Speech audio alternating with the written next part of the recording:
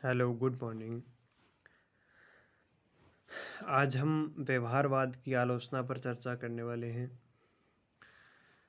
आप जानते हो, व्यवहारवादी आंदोलन ने राजनीति विज्ञान को नई दिशा देने का प्रयास किया था, किंतु व्यवहारवादी उन अपेक्षाओं को पूरा नहीं कर पाए थे जिन अपेक्षाओं से प्रेरित होकर व्यवहारवादी आंदोलन राजनीति विज्ञान में प्रारंभ किया गया था।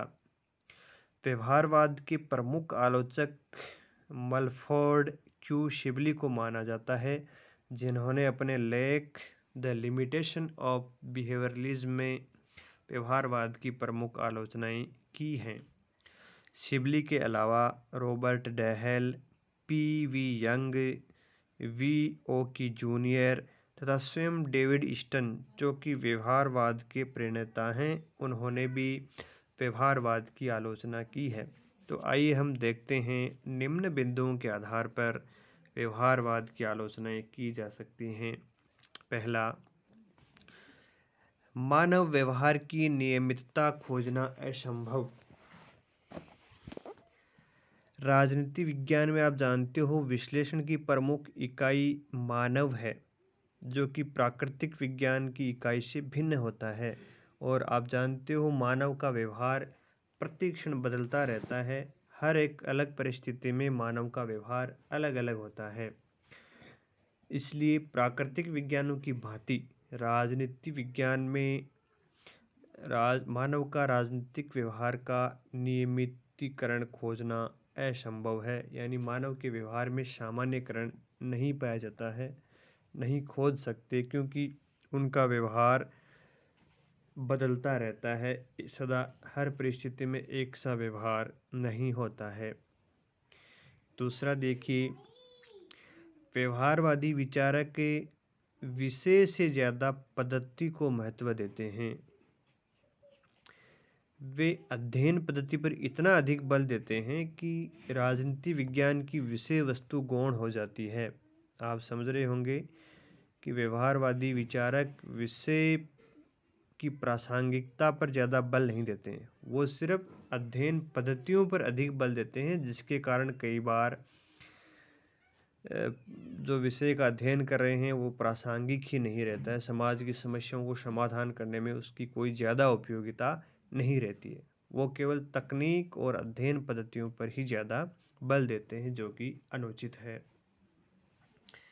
तीसरा देखिए, मूल्य निरपेक्षता पर बल। व्यवहारवादियों का जो सबसे बड़ा दोष माना जाता है वो है मूल्य निरपेक्षता। व्यवहारवादी यथार्थ पर ज़्यादा बल देते हैं, आदर्शों की उपेक्षा करते हैं। आदर्शों की उपेक्षा करने से नैतिकता, अनैतिक, अच्छे बुरे का विभेद नहीं रहता है, और मूल्यों की उपेक्षा के कारण शोध भी अनुपयोगी हो सकता है। तो व्यवहारवादी नैतिकता, मूल्यों, आस्था आदि से किसी प्रकार का कोई संबंध नहीं रखते, और मूल्यों की उपेक्षा के कारण उनका शोध भी अनुपयोगी हो जाता है।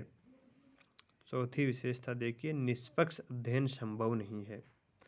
व्यवहारवादियों के सिद्धांत और व्यवहार में अंतर पाया जाता है। आप जानते हो, एक और तो व्यवहारवादी मूल्य निरपेक्षता की बात करते हैं, कहते हैं हमें अपने अध्ययन में अपने मूल्यों को समाविष्ट नहीं करना चाहिए।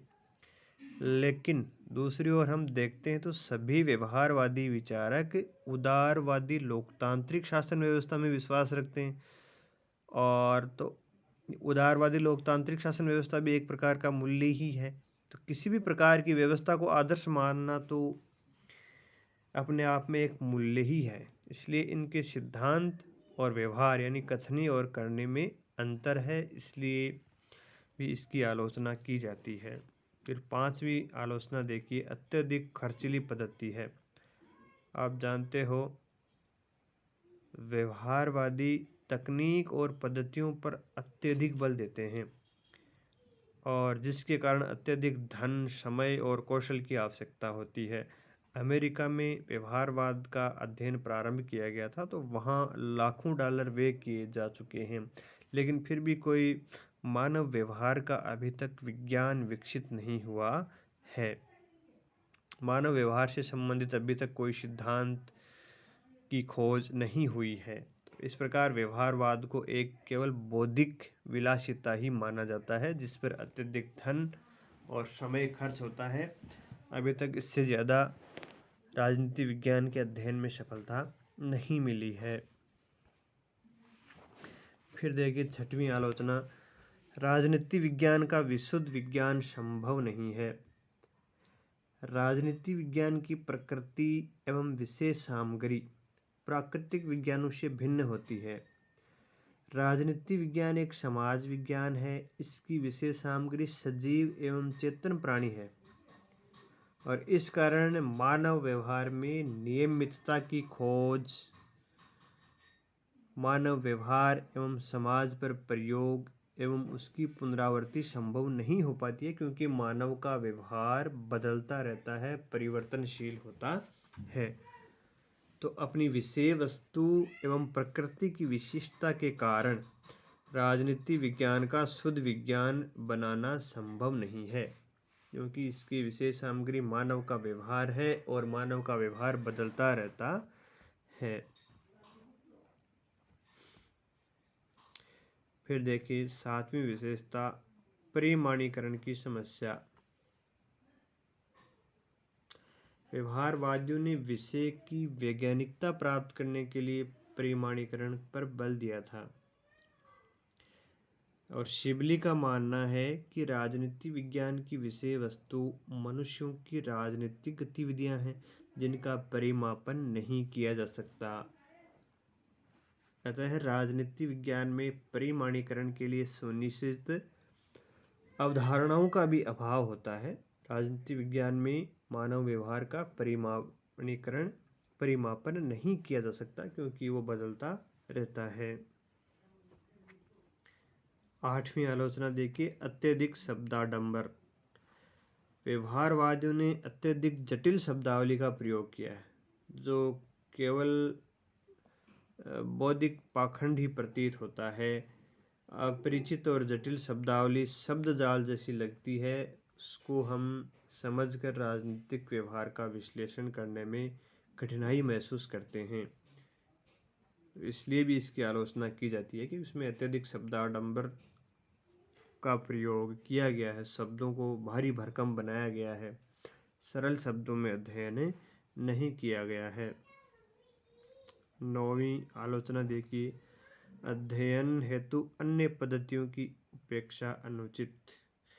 व्यवहारवादी विचारक अध्ययन के लिए केवल व्यवहारवादी अध्ययन पद्धति को तो स्वीकार करते हैं तथा अन्य अध्ययन पद्धतियों को महत्व नहीं देते हैं। तो इसलिए भी आलोचना की जाती है, जैसे शिबली ने कहा कि विज्ञान ही एकमात्र पद्धति नहीं है, नीति संबंधी ज्ञान के लिए अन्य पद्धतियों का भी सहारा लिया जाना चाहिए। केवल विज्ञान से ही अध्ययन हो पाता है, ऐसी जो धारणा है राजनीति विज्ञान की, वो गलत है। अन्य पद्धतियों के माध्यम से भी हम अध्ययन कर सकते हैं। मैं बोल रहा हूँ। फिर देखिए 10वीं आलोचना, सूक्ष्म अध्ययन को वृहद स्तर पर लागू करना कठिन। व्यवहारवादियों ने जो अध्ययन किए थे वो सीमित क्षेत्र में अध्ययन किए थे बस, और उस अध्ययन को वृहद स्तर पर लागू करना कठिन कार्य है। यानी सीमित क्षेत्र में जो अध्ययन किया जाता है उसके परिणामों को वृहद स्तर पर लागू करने पर वास्तविक अध्ययन नहीं हो पाता है, इसलिए भी इसकी आलोचना की जाती है।